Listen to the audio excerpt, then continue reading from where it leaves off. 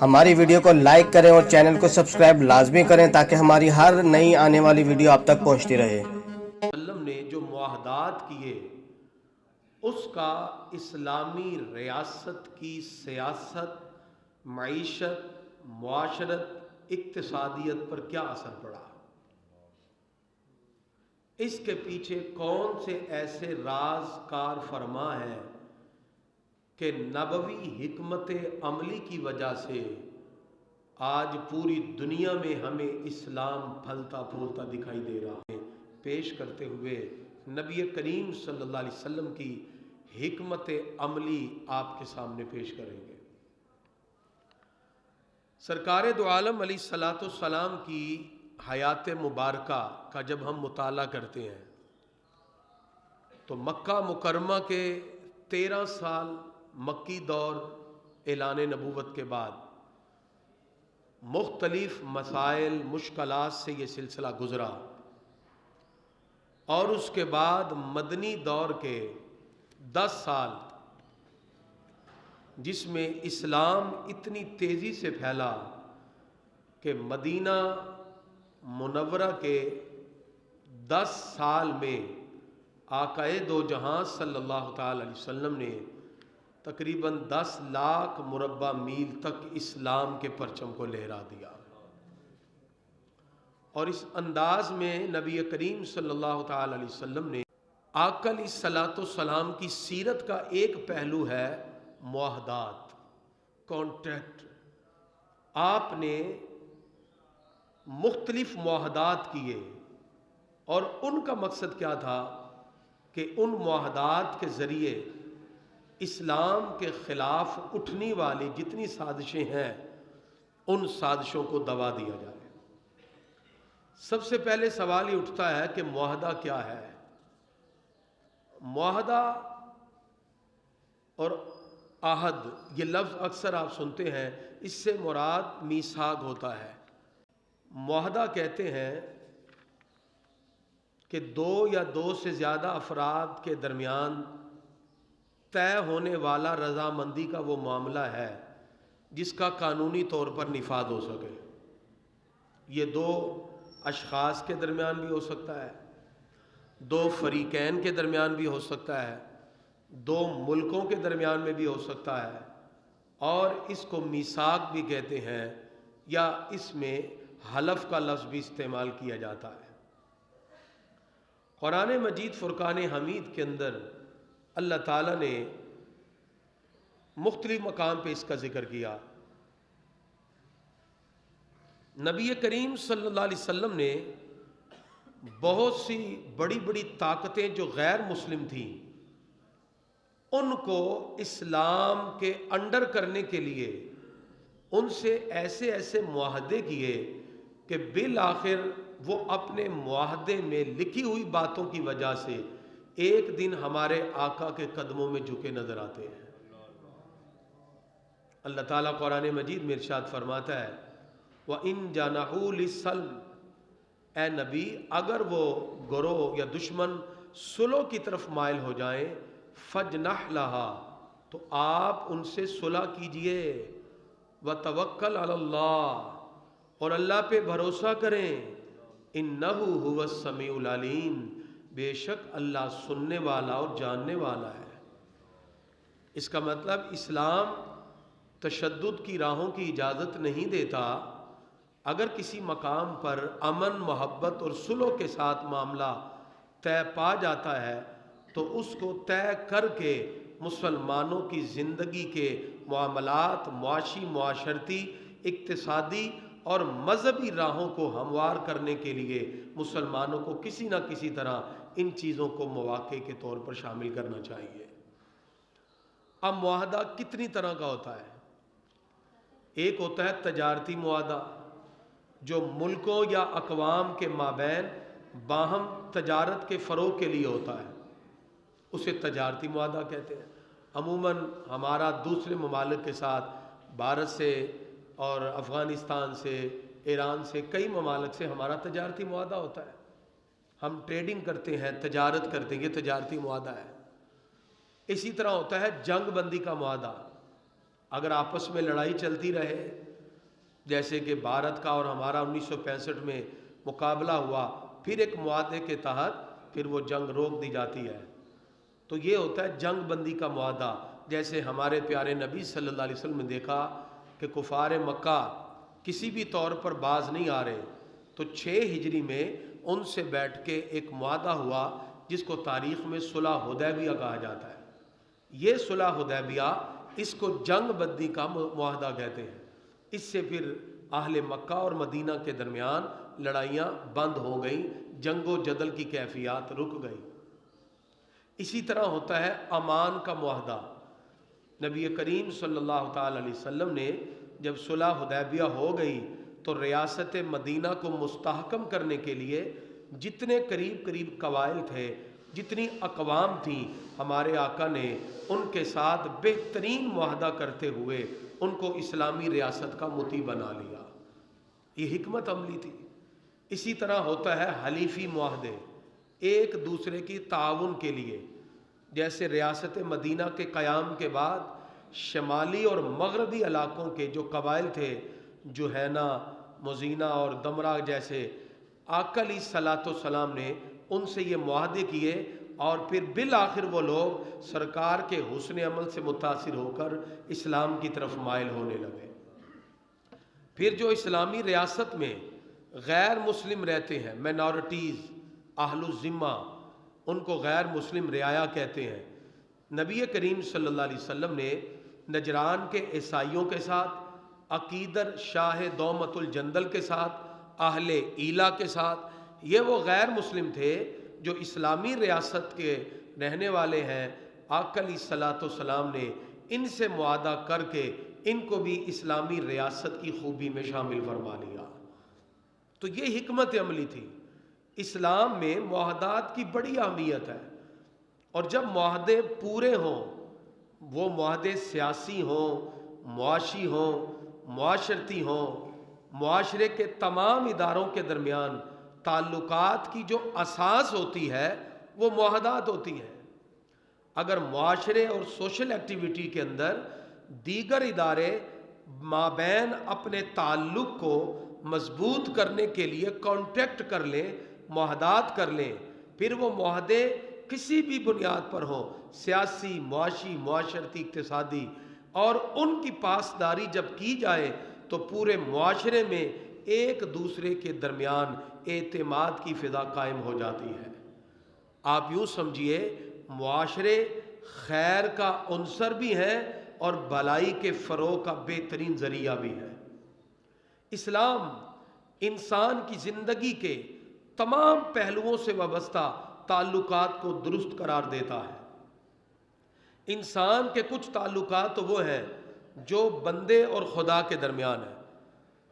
انسان اللہ رب العزت سے گویا کہ معاہدہ کرتا ہے، اور یہ روابط روح کے احترام کے تعلق کے طور پہ پیدا ہوتے ہیں۔ انسان کچھ ایسے اپنے من میں عزت اور تکریم کے معاہدات رکھتا ہے کہ پھر وہ اپنے رب سے کیے ہوئے وعدے بھی نہیں توڑتا۔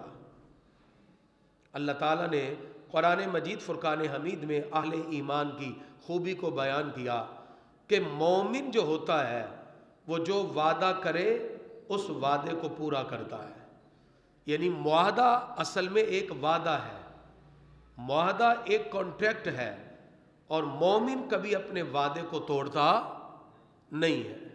اللہ تعالیٰ ارشاد فرماتا ہے وَالْمُوفُونَ بِعَهْدِهِمْ إِذَا عَاهَدُوا، اہل ایمان جب وعدہ کرتے ہیں تو اس کو پورا بھی کرتے ہیں۔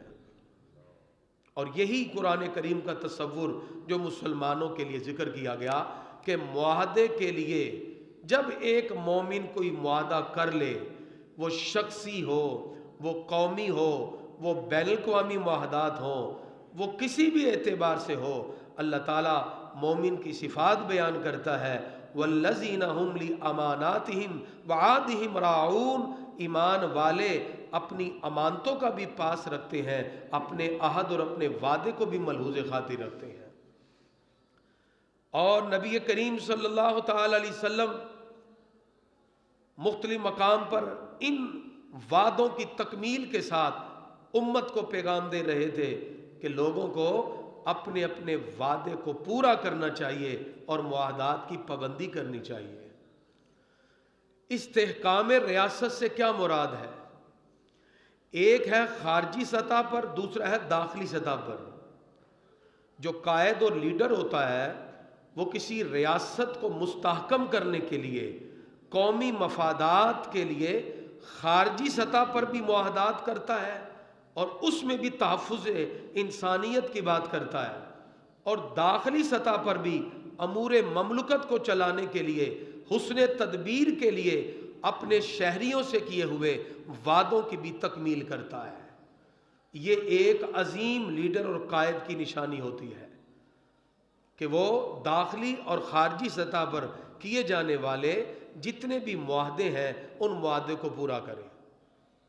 نبی کریم صلی اللہ تعالی علیہ وسلم نے جس انداز سے مدینہ منورہ کی ریاست کے اندر اپنی زندگی کا ایک پہلو داخلی اور خارجی سطح پر کیے جانے والے معاہدات کی روشنی میں اسلام کی اشاعت کا خوبصورت طریقہ ہمیں بتایا، آج بھی اگر ہم اس کو اپنائیں تو دنیا بھر کے لوگوں کو ہم اپنی دانش مندی اور حکمت عملی سے زیر کر سکتے ہیں۔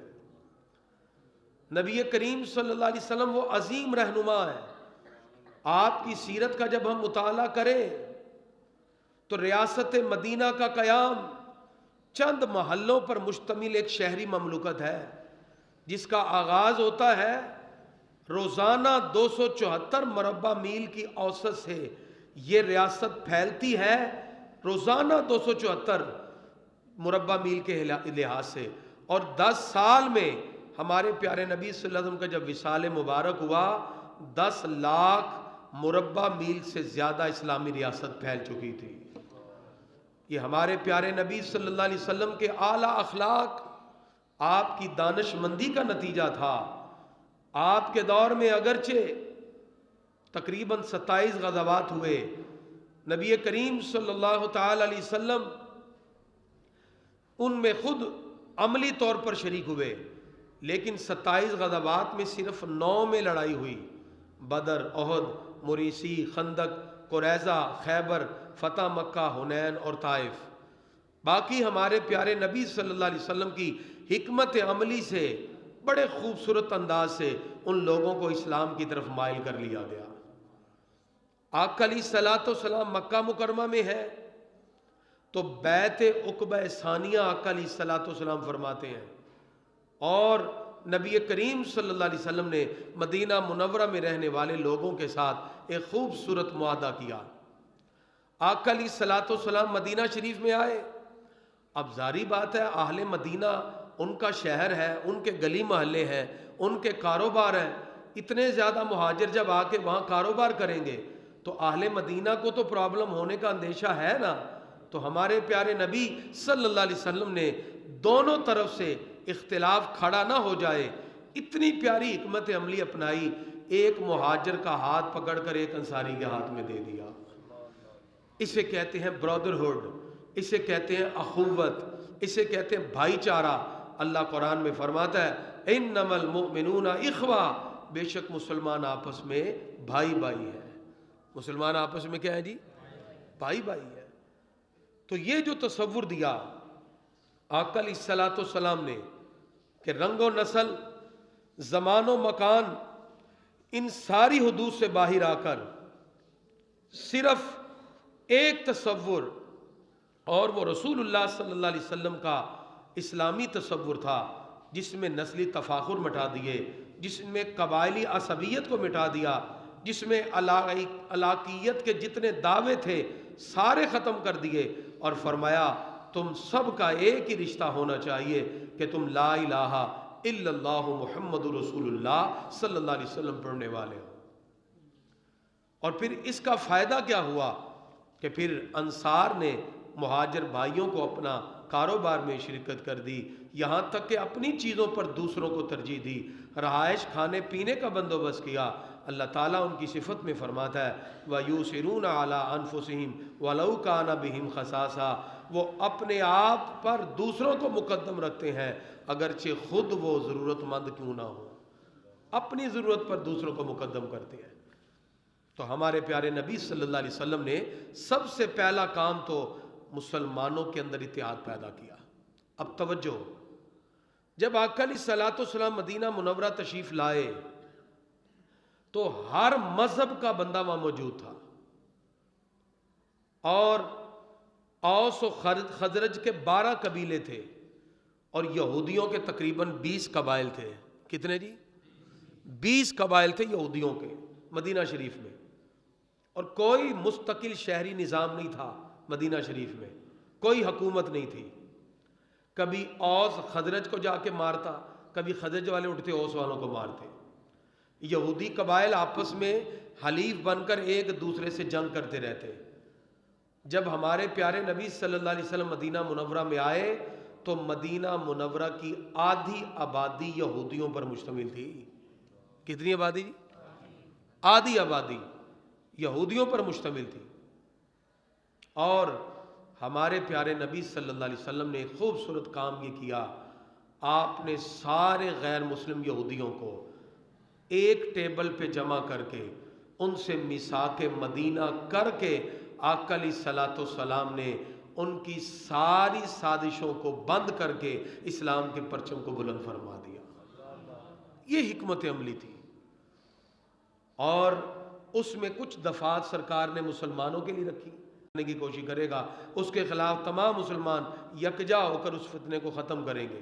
یا آقا علیہ الصلوۃ والسلام نے دفعات لکھی، اور یہودیوں کے بارے میں سرکار نے لکھا کہ مسلمانوں کی جنگوں میں ان کی مالی مدد کرنا یہودیوں پہ واجب ہوگا۔ یہ میثاق مدینہ کی شک ہے کہ یہودی بھی مسلمانوں کو کے ساتھ کھڑے ہو کر کافروں کے خلاف، مشرکین کے خلاف لڑیں گے۔ دوسری شک یہ لکھی کہ مسلمان اور یہودی دونوں اپنے اپنے مذہب کے پابند رہیں گے، شہر میں فریقین کا ایک دوسرے کے ساتھ جنگ کرنا حرام ہوگا۔ اور اس طرح جب یہ سارا معاہدہ لکھ لیا گیا اور واضح کر دیا کہ کوئی بھی اس کے اندر وعدے کی خلاف ورزی نہیں کرے گا، یہ ہمارے آقا کی سیاسی بصیرت تھی، اس نے تدبر تھا، باہمی امن و سلامتی، آزادی اور رواداری اور عدل و انصاف کا ایسا خوبصورت معاہدہ ہمارے پیارے نبی صلی اللہ علیہ وسلم نے میثاق مدینہ میں بلا تمیز رنگ و نسل، مذہب و عقیدہ جب لکھ لیا، اس کی وجہ سے ہر گروہ کو آزادی مل گئی، حصول انصاف کے مواقع مل گئے، اور مدینہ منورہ میں اسلام تیزی سے پھیلنے لگا۔